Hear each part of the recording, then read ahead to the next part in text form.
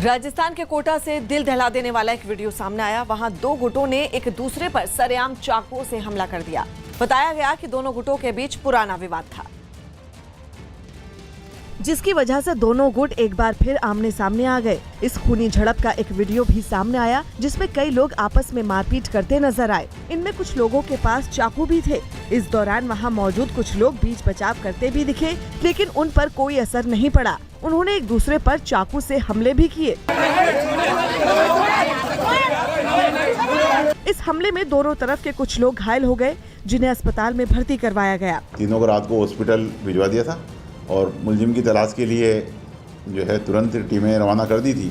हालांकि वीडियो के वायरल होते ही पुलिस भी हरकत में आई और झड़प में शामिल सभी 5 आरोपियों को गिरफ्तार कर लिया। गुजरात के कई जिलों में भारी बारिश के बाद हालात बिगड़ गए।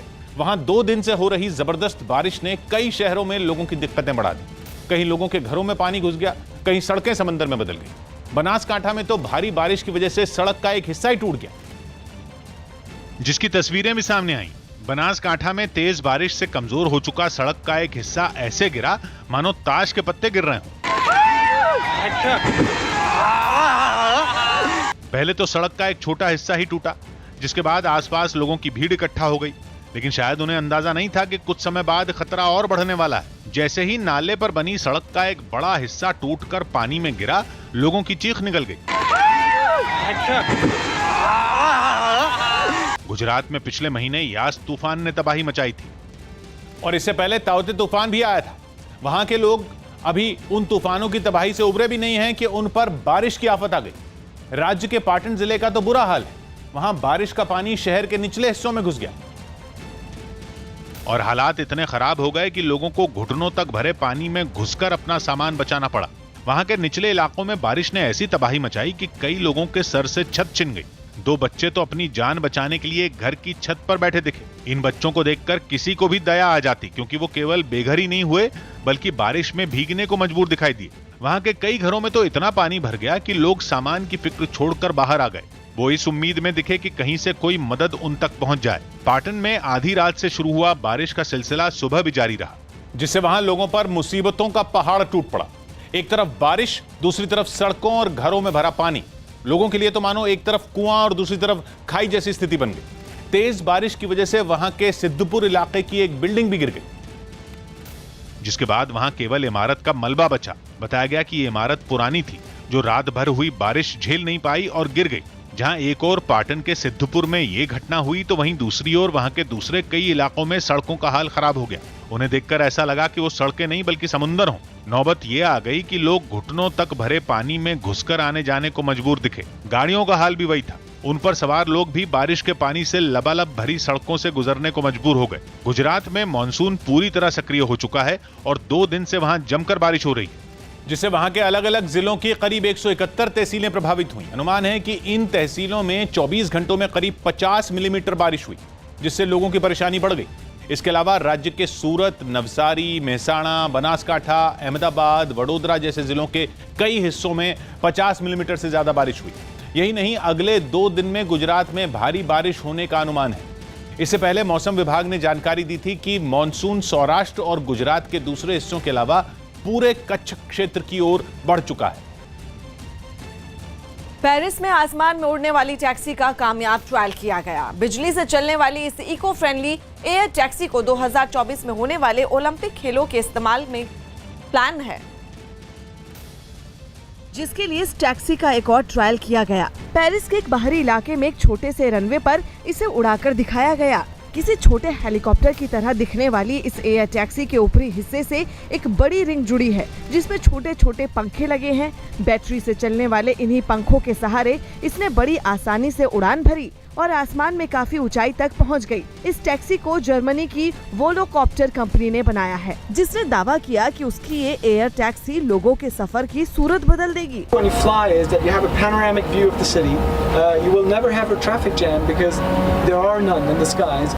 इस एयर टैक्सी में 2 लोग आराम से सफर कर सकते हैं और ये 20 किलो तक का भार उठाकर 110 किलोमीटर प्रति घंटा की रफ्तार से उड़ सकती है। ये उड़ने वाली टैक्सी जीपीएस की मदद से खुद अपनी मंजिल ढूंढ लेगी। इतना ही नहीं, इसे मोबाइल ऐप के जरिए बुक किया जा सकेगा।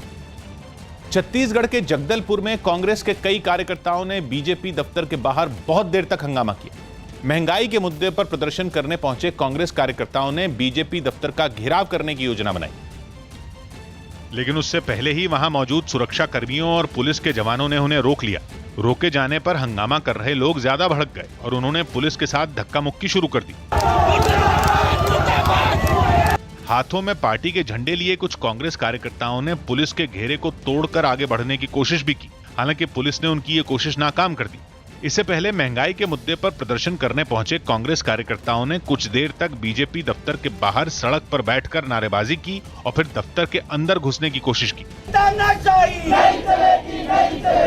पुलिस के जवान भी तुरंत प्रदर्शनकारियों के आगे डट गए और उन्हें बीजेपी दफ्तर के अंदर नहीं घुसने दिया गया। इस पूरे हंगामे की वजह से वहां काफी देर तक अफरा तफरी का माहौल बना रहा।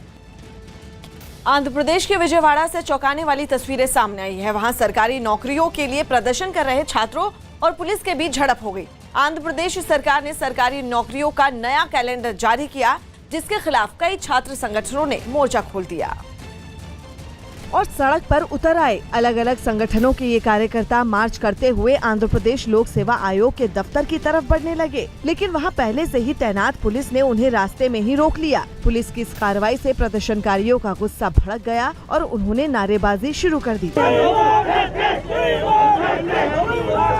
इस दौरान वहां धक्का मुक्की शुरू हो गई। छात्रों ने आगे बढ़ने की पूरी कोशिश की, लेकिन पुलिस भी टस से मस नहीं हुई। इसी बीच पुलिस वालों ने एक प्रदर्शनकारी को कंधे में उठाया और फिर उसे वहां खड़े एक ट्रक के अंदर फेंक दिया।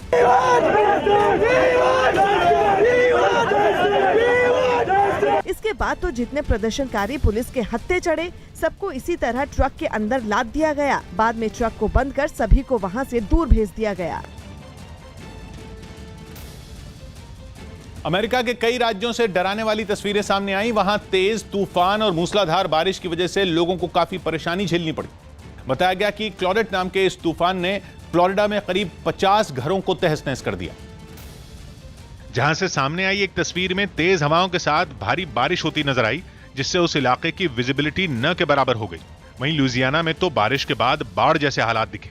वहां चौड़ी सड़कों पर भी पानी का सैलाब नजर आया, जहां बचाव दल की गाड़ियों को भी पहुंचने में दिक्कतों का सामना करना पड़ा। साथ ही वहां मौजूद मीडिया कर्मी भी सड़क पर भरे पानी से जूझते नजर आए।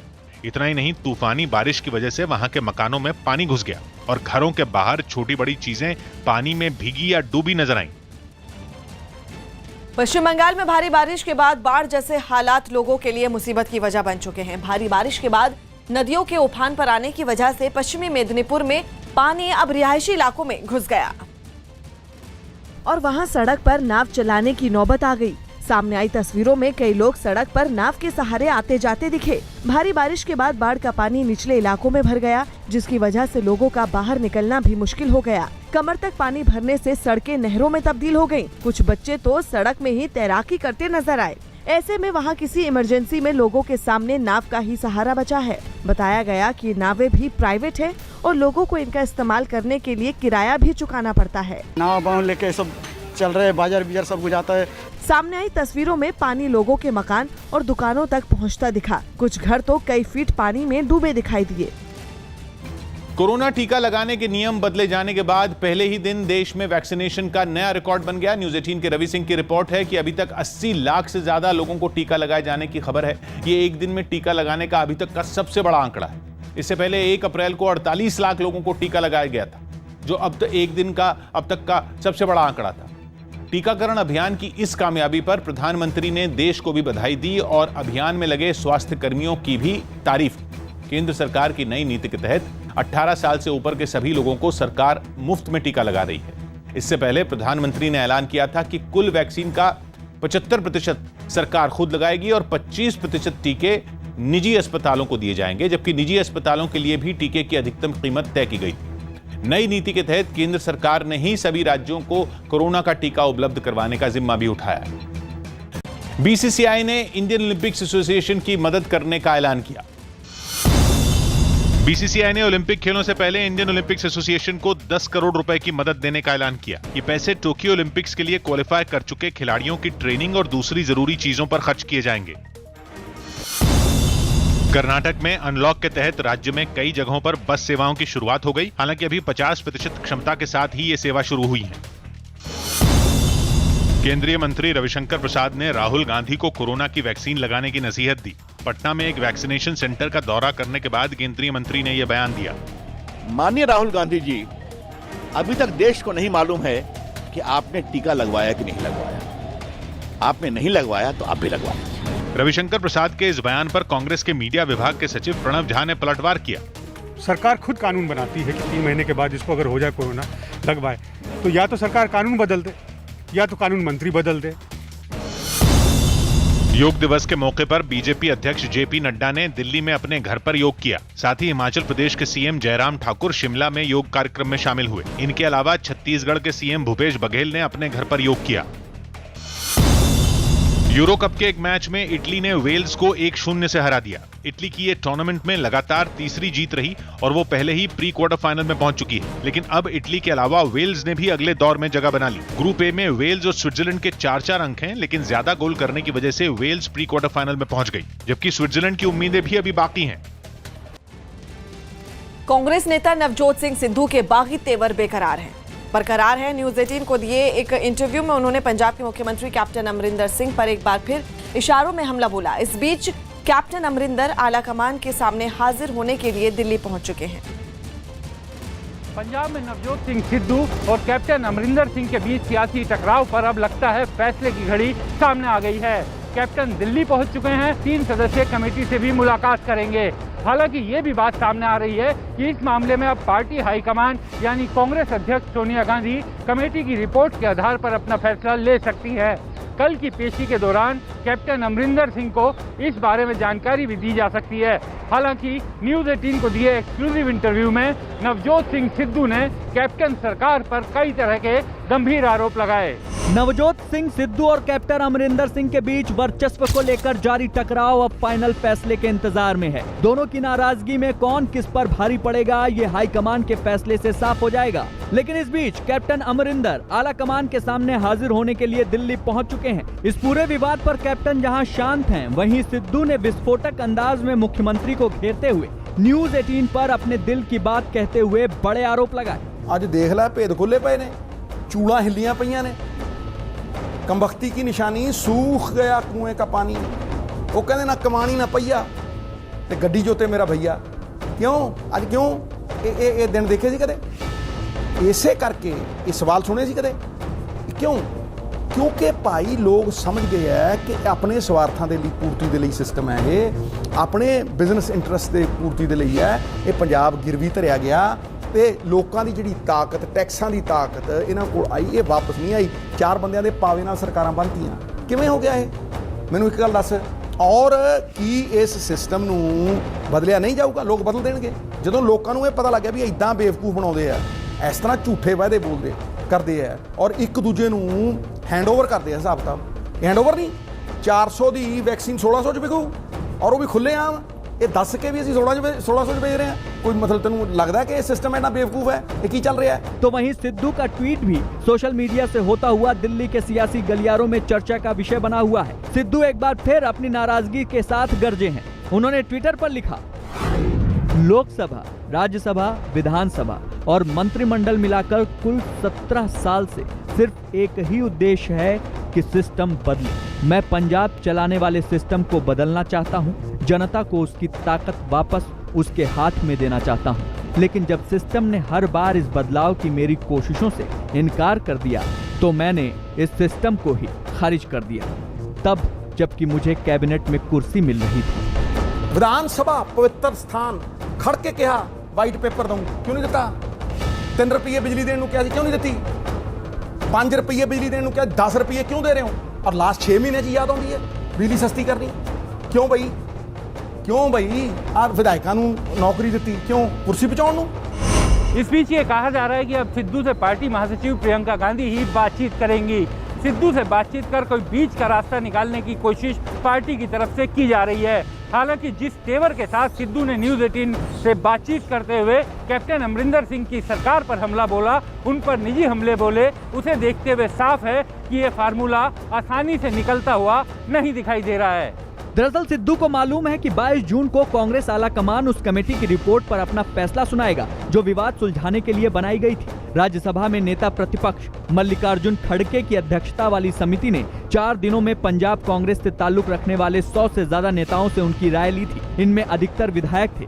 खड़गे के अलावा कांग्रेस महासचिव और पंजाब प्रभारी हरीश रावत और दिल्ली प्रदेश कांग्रेस के नेता जेपी अग्रवाल भी समिति में शामिल हैं। शायद इसीलिए कमेटी की रिपोर्ट पर हाईकमान के फैसले से पहले सिद्धू ने दबाव की रणनीति के लिए हमला बोला है। ਜਦੋਂ ਤੁਸੀਂ ਭਲਾ ਕਰਨਾ ਹੈ ਤੇ ਮੈਂ ਬਿਨਾ ਉਹਦੇ ਦੇ 24/7 ਤੁਹਾਡੇ ਨਾਲ ਕੰਮ ਕਰੂੰ ਤੇ ਜੇ ਤੁਸੀਂ ਭਲਾ ਨਹੀਂ ਕਰਨਾ ਤੇ ਸ਼ਗੂਫੇ ਨਾ ਛੱਡੋ, ਸ਼ੁਰਲੀਆਂ ਨਾ ਛੱਡੋ ਤੇ ਫਿਰ ਤੁਸੀਂ ਭਲਾ ਨਹੀਂ ਨਾ ਕਰਨਾ ਤੇ ਦਰਸ਼ਨੀ ਘੋੜਾ ਨਹੀਂ ਬਣਾ ਸਕਦੇ ਤੁਸੀਂ ਅਰਬੀ घोड़े ਨੂੰ।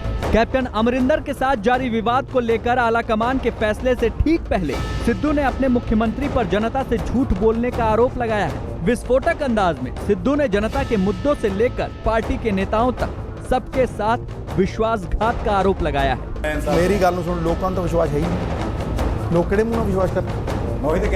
फिर मेरी गल सुन, ये दसण सत्ता इन्हां कोल, होम मिनिस्ट्री इन्हां कोल, दसा मैं करे मेरी एक गल इलेक्शन लड़ना ना देख जो मैं करना है मैं ते अज जीना पल जीना, कल की होना है ना तेनू पता ना मैनू पता है छोटे भाई, इस करके आपां कल्लां च नहीं पी कल आज और कल अज।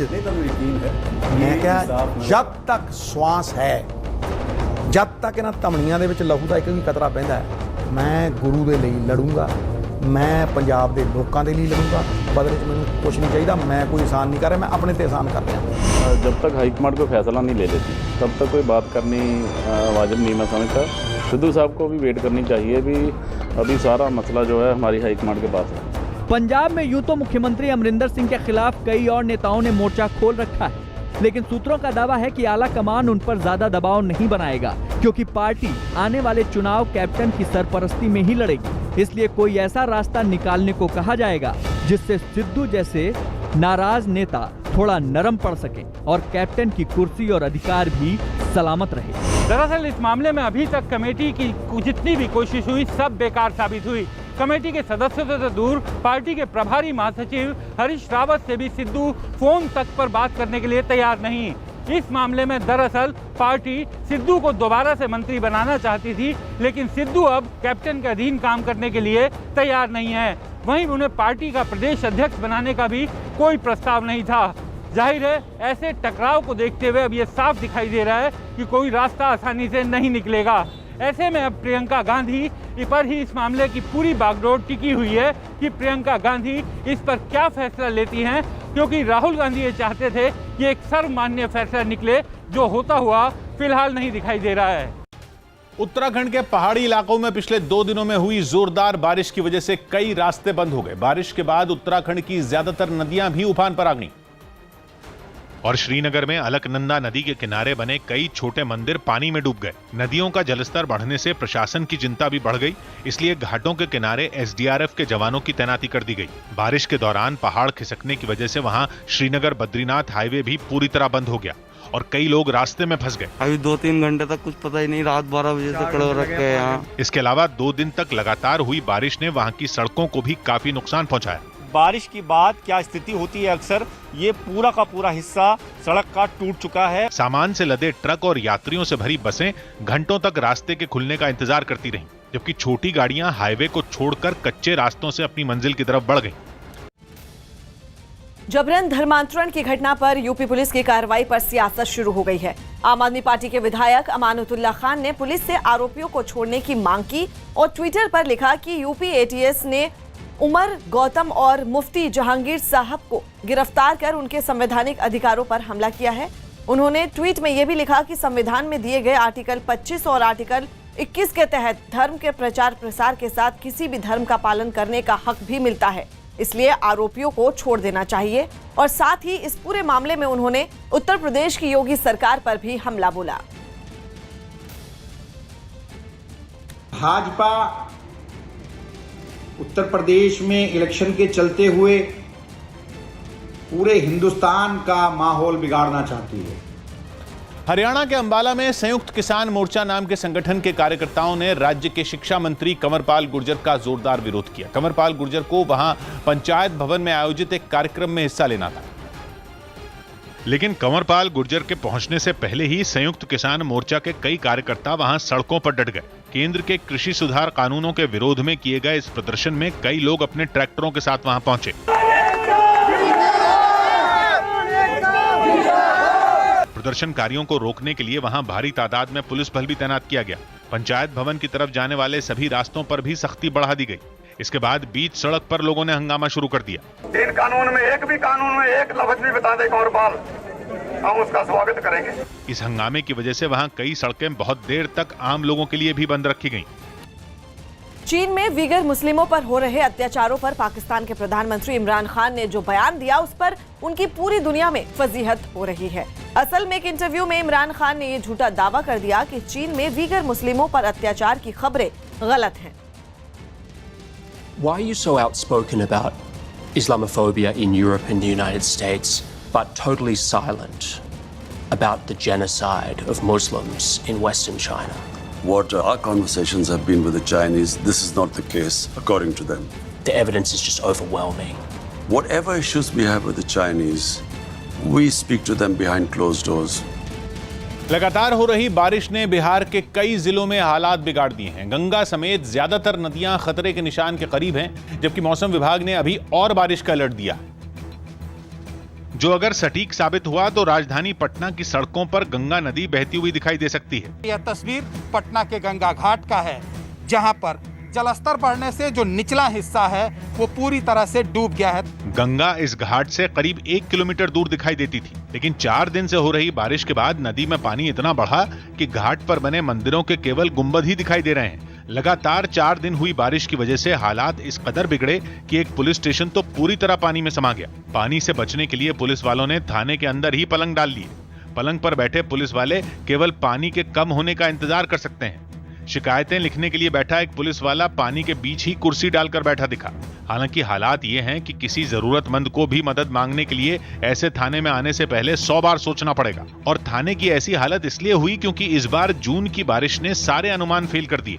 पटना की कई सड़कों पर सैलाब उतर आया, जबकि मौसम विभाग का अनुमान है कि अभी 2 दिन और बिहार में बारिश हो सकती है, जिसके लिए येलो अलर्ट जारी किया गया है और ये अलर्ट राजधानी पटना के लिए भी है। इसके अलावा उत्तर पश्चिम बिहार के पश्चिम चंपारण, सिवान, सारण, पूर्वी चंपारण और गोपालगंज में भी बारिश का अनुमान है। वहीं मध्य बिहार के सीतामढ़ी, मधुबनी, मुजफ्फरपुर, दरभंगा, वैशाली और समस्तीपुर में तेज बारिश हो सकती है। कुछ जगहों पर बारिश के साथ तूफान आने का भी अनुमान है।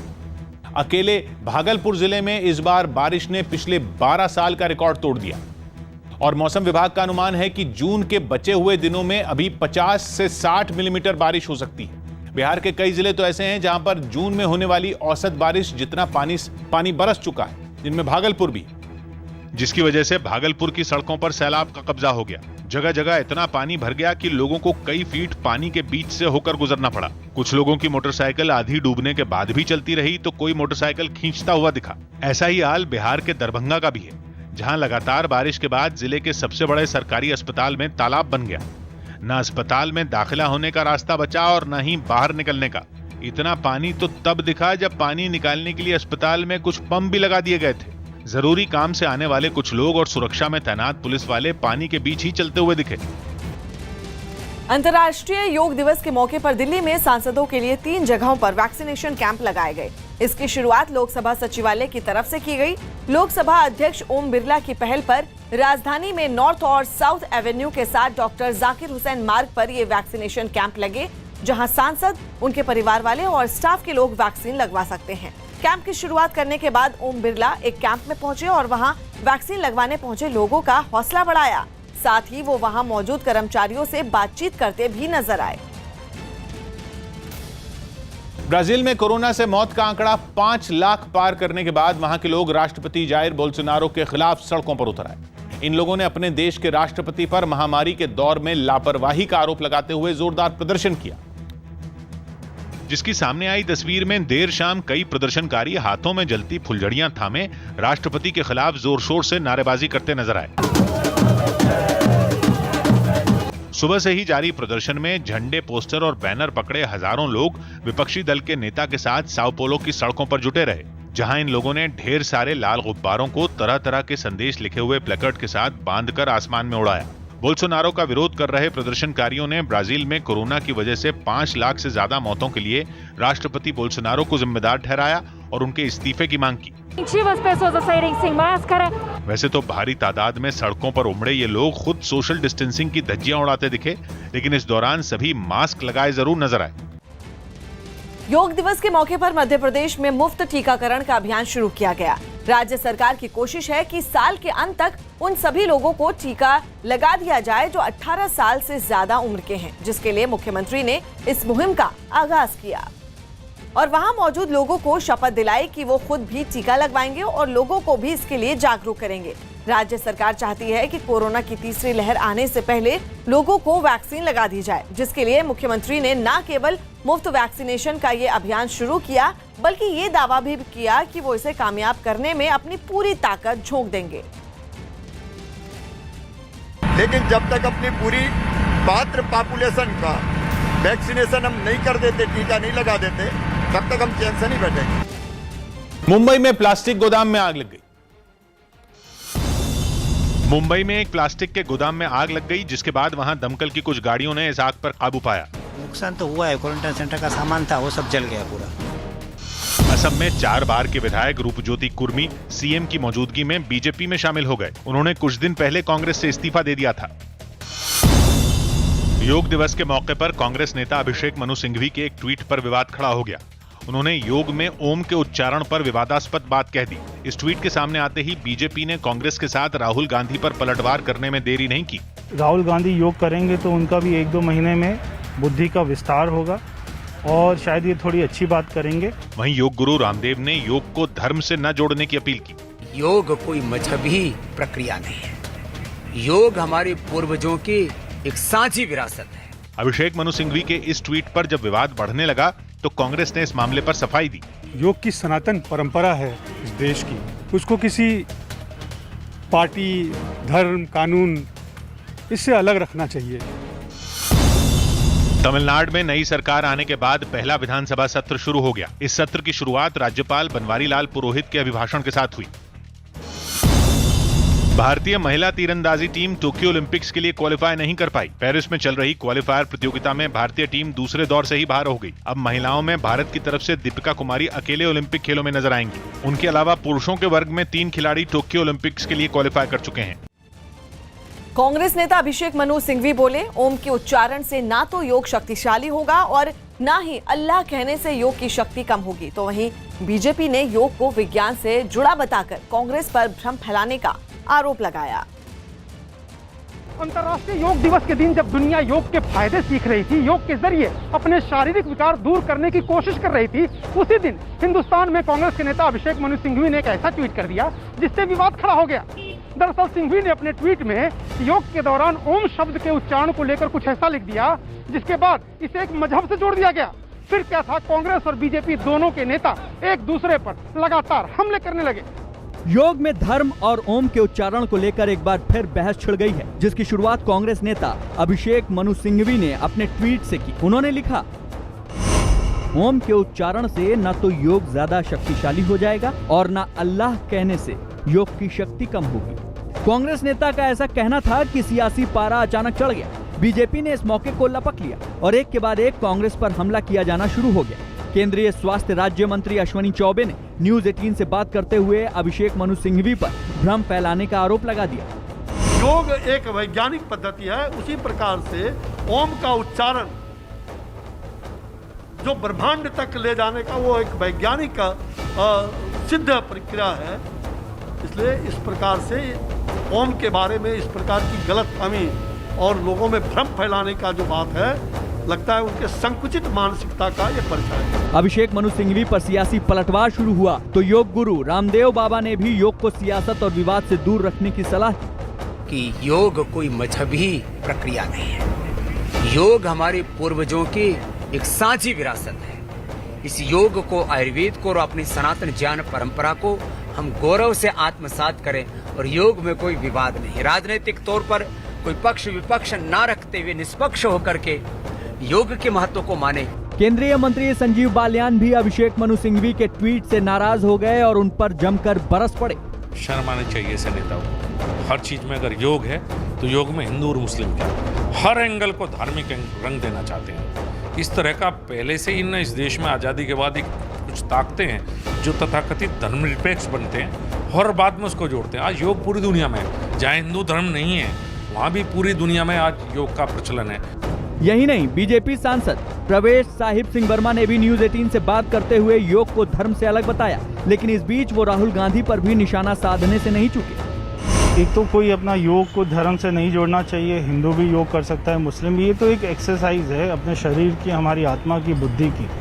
अगर ये योग करेंगे तो निश्चित है राहुल गांधी योग करेंगे तो उनका भी 1-2 महीने में बुद्धि का विस्तार होगा और शायद ये थोड़ी अच्छी बात करेंगे। हिंदुस्तान की अगुवाई में पूरी दुनिया ने विश्व योग दिवस मनाया। लगातार 7वां साल है जब पूरी दुनिया विश्व योग दिवस मना रही है, लेकिन हिंदुस्तान में विश्व योग दिवस के शुरू होने के बाद ही बयानों से हंगामा मच गया। हालांकि अभिषेक मनु सिंघवी के बयान पर जब हंगामा ज्यादा मचा तो कांग्रेस ने उनके बयान से खुद को अलग कर लिया। योग को धर्म से जोड़े जाने पर बीजेपी ने अभिषेक मनु सिंघवी समेत कांग्रेस को भी आड़े हाथों लेना शुरू कर दिया। इस पर कांग्रेस नेता रणदीप सुरजेवाला का एक ट्वीट सामने आ गया, जिसमें उन्होंने लिखा, सनातन काल से भारत की रगों में योग दौड़ रहा है। भगवान शंकर योग के पहले प्रवर्तक हैं। योग का मूल मंत्र है अभ्यास और समर्पण। नियमित योग करें, निरोगी रहें। हंगामा बढ़ता देख कांग्रेस ने भी योग के मुद्दे पर विवाद से दूर रहना ही बेहतर समझा और योग को धर्म और जाति से न जोड़े जाने की सलाह देने में देर नहीं लगाई। देखिए, मेरे ख्याल से कि जो योग की सनातन परंपरा है इस देश की, अब तो पूरी दुनिया मानती है, उसको किसी पार्टी, धर्म, कानून इससे अलग रखना चाहिए। योग के दौरान ओम शब्द के उच्चारण को लेकर पहले भी विवाद होते रहे और राजनीतिक दल टकराते रहे, जबकि मेडिकल साइंस ने योग के दौरान ओम शब्द के वैज्ञानिक प्रभाव को स्वीकार किया है। कोरोना काल में भी योग ने लोगों की बहुत मदद की है। बावजूद इसके योग पर सियासत अच्छी बात नहीं है। कोरोना संकट के बीच देश में अंतर्राष्ट्रीय योग दिवस मनाया गया। इस मौके पर प्रधानमंत्री ने योग को कोरोना के खिलाफ एक बड़ा हथियार माना। यह 7वीं बार है जब दुनिया भर में योग दिवस मनाया गया।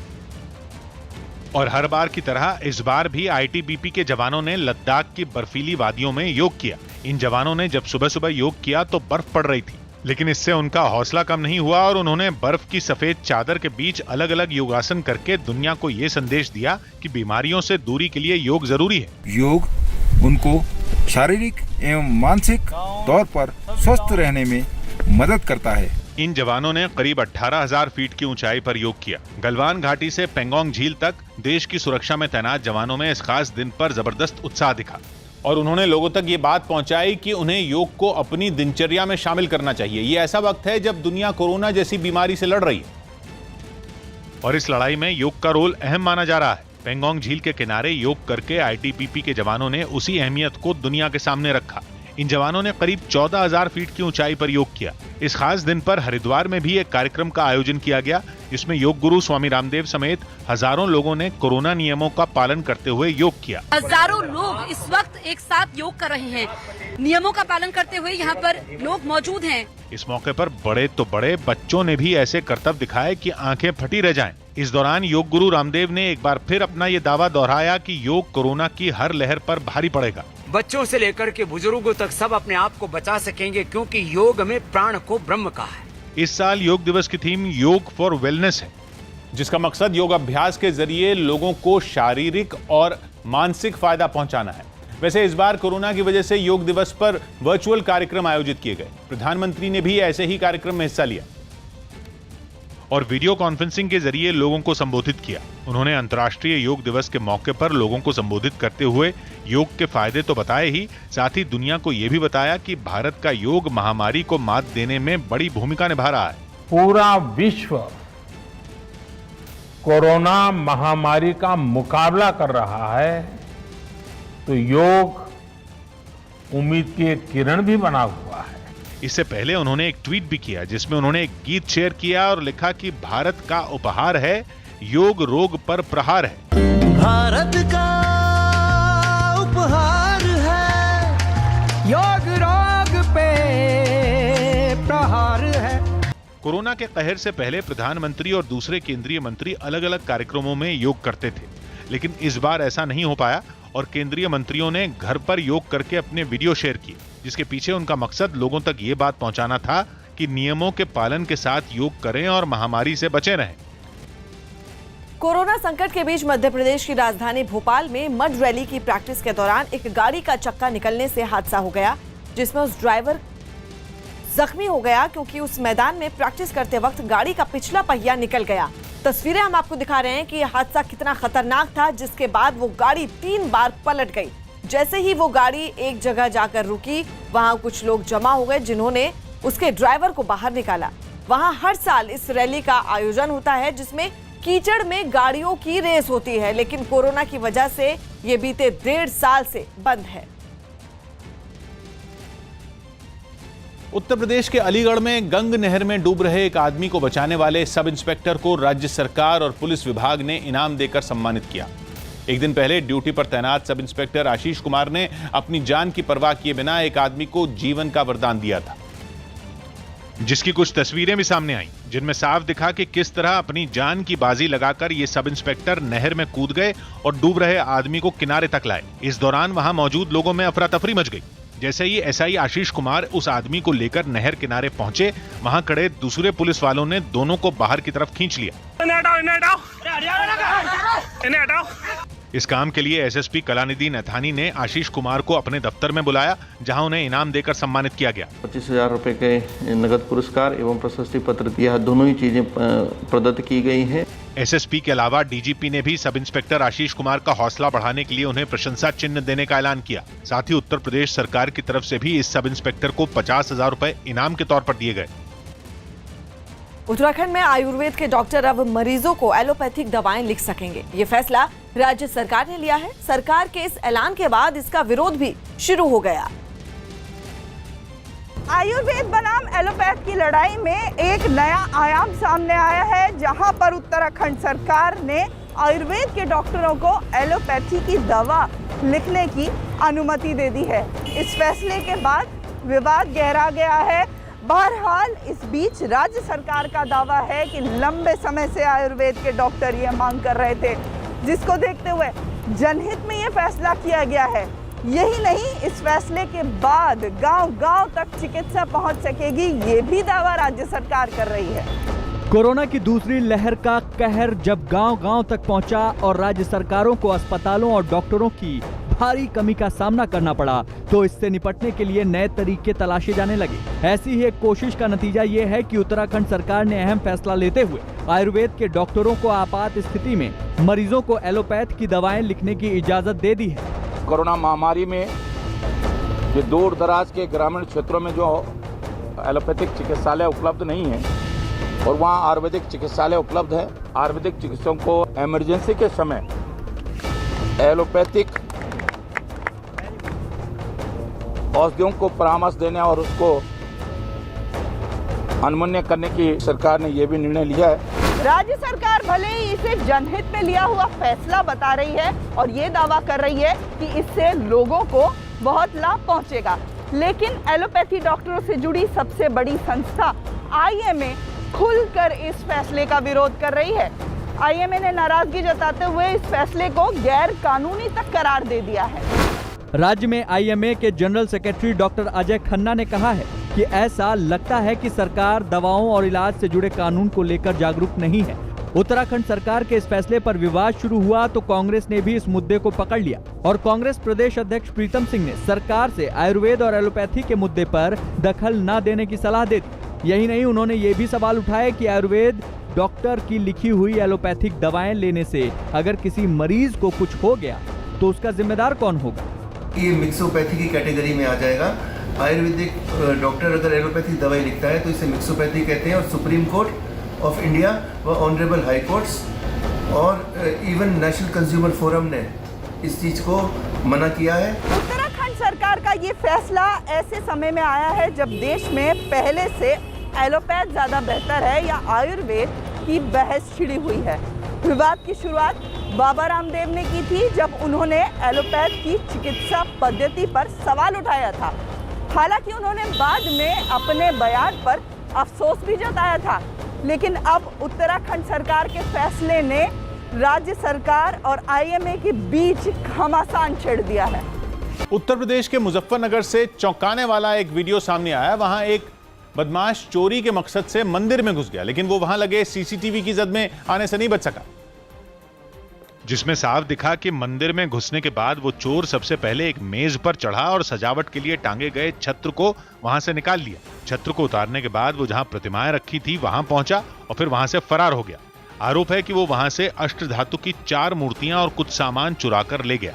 लाखों की चोरी के इस मामले के सामने आने के बाद पुलिस ने भरोसा दिया कि वो उस चोर को जल्द पकड़ लेगी। ईमेल लगा दी गई और जल्दी इस चोर को पकड़ के चोरी का खुलासा किया। चोरी की इस घटना के बाद मंदिर में कुछ चीजें इधर उधर बिखरी मिली। दरभंगा स्टेशन पर पार्सल में हुए धमाके के बाद एजेंसियां सतर्क हैं। दरभंगा स्टेशन पर हुए ब्लास्ट केस की जांच में एटीएस जुट गई। साथ ही दरभंगा जीआरपी की 2 टीमें भी हैदराबाद के सिकंदराबाद और उत्तर प्रदेश के फैजाबाद पहुंचकर इस मामले की तह तक जाने की कोशिश कर रही हैं। ये जो इंस्पेक्टर हैं, थाना अध्यक्ष हैं दरभंगा जीआरपी के, 2 टीम यहां पर जांच के लिए आई हुई हैं। इसके साथ ही उस सीसीटीवी फुटेज को भी निकालने की कोशिश की जा रही है, जिसके जरिए ये पता लग सकता है कि 4 दिन पहले दरभंगा स्टेशन पर मिले पार्सल से किसी बड़े हमले को अंजाम देने की साजिश तो नहीं थी। इन्वेस्टिगेशन में हमारा क्या चाहिए तो उसको हेल्प कर सकते दरभंगा टीम। उत्तराखंड में अब आयुर्वेदिक डॉक्टर एलोपैथी की दवाएं लिख सकेंगे। राज्य सरकार ने इस प्रस्ताव पर अपनी मोहर लगा दी। नागपुर में एक घर से 6 लोगों के शव संदिग्ध हालात में बरामद हुए, जिसके बाद आशंका जताई गई कि परिवार के ही एक सदस्य ने 5 लोगों की हत्या करने के बाद खुदकुशी कर ली। दिल्ली के जाफराबाद में मुठभेड़ के बाद पुलिस ने 4 बदमाशों को पकड़ लिया। पुलिस ने बताया कि ये बदमाश नजफगढ़ में एक कारोबारी को मारने जा रहे थे। बिहार के मोतिहारी में पदुमकेर गांव में महामारी से बचने के लिए बीते 1.5 साल से एक अनोखा यज्ञ चल रहा है। गांव के लोग इतने लंबे वक्त से शिव की पूजा के साथ महामृत्युंजय मंत्र का जाप इसलिए कर रहे हैं ताकि वो कोरोना की चपेट में न आए। 2020 के मार्च से चालू है यह यज्ञ। विश्व कल्याणार्थ हेतु यह यज्ञ चल रहा है। इन गांव वालों का दावा है कि इसी यज्ञ की वजह से कोरोना वायरस अब तक उनके गांव के आसपास भी नहीं फटका। शंकर जी की कृपा से, हनुमान जी की कृपा से कोरोना बीमारी आ नहीं सकता है। पश्चिम बंगाल के अलीपुरद्वार के बीजेपी जिला अध्यक्ष समेत 8 लोग टीएमसी में शामिल हो गए। उन्होंने कोलकाता में टीएमसी सांसद सुखेंदु शेखर की मौजूदगी में पार्टी की सदस्यता ली। भारतीय जनता पार्टी में पुराने कार्यकर्ताओं का उचित जगह नहीं है। उत्तर प्रदेश के मुरादाबाद से हैरान कर देने वाली कुछ तस्वीरें सामने आई। वहां रामगंगा नदी पर बने पुल के बहने के बाद लोगों की मुश्किलें बढ़ गई।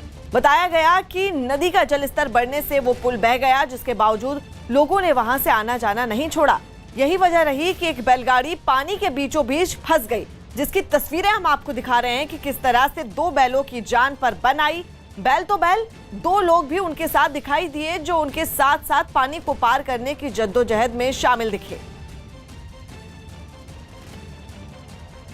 दिल्ली के उद्योग विहार इलाके में एक जूता फैक्ट्री में आग लगने से हड़कंप मच गया। इस हादसे में 10 लोग फैक्ट्री के अंदर ही फंस गए, जिनमें 6 लोगों को किसी तरह बाहर निकाला गया, जबकि 4 लोगों का अभी तक कोई पता नहीं चल पाया। माना जा रहा है कि शॉर्ट सर्किट की वजह से यह हादसा हुआ, जिसने कुछ ही देर में पूरी फैक्ट्री को अपनी चपेट में ले लिया। फैक्ट्री के अंदर आग कितनी गंभीर थी, इसका अंदाजा वहां से उठ रहे धुएं के गुबार को देखकर ही लगाया जा सकता था। जो फायर डायरेक्टर, उनका कहना है कि रबड़ का काफी मटेरियल था, इसके चलते जो है आग को बुझाने में काफी मशक्कत करनी पड़ रही है। इस हादसे की जानकारी मिलते ही दमकल की 30 से ज्यादा गाड़ियां वहां पहुंच गईं, लेकिन फैक्ट्री के अंदर धुआं इतना फैल चुका था कि कुछ दमकल कर्मी उससे घबराकर बाहर आ गए। यही वजह रही कि आग बुझाने में और देरी हुई, जिससे फैक्ट्री को ज्यादा नुकसान पहुंचा। क्योंकि फैक्ट्री की वायर थी तो एज पर प्रोटोकॉल हम लोगों ने हमेशा ज्यादा गाड़ियां इसमें भेजते हैं। आग लगने की जानकारी मिलने के बाद इस फैक्ट्री में काम करने वाले मजदूरों के घर वाले भी रोते हुए वहां पहुंचे। कुछ ने तो अपनों की तलाश में अंदर जाने की भी कोशिश की, लेकिन वहां मौजूद पुलिस वालों ने उन्हें फैक्ट्री से दूर जाने का इशारा किया, जिसके बाद वो लोग जलती हुई फैक्ट्री के बाहर बैठकर अपनों के सुरक्षित निकलने का इंतजार करने लगे।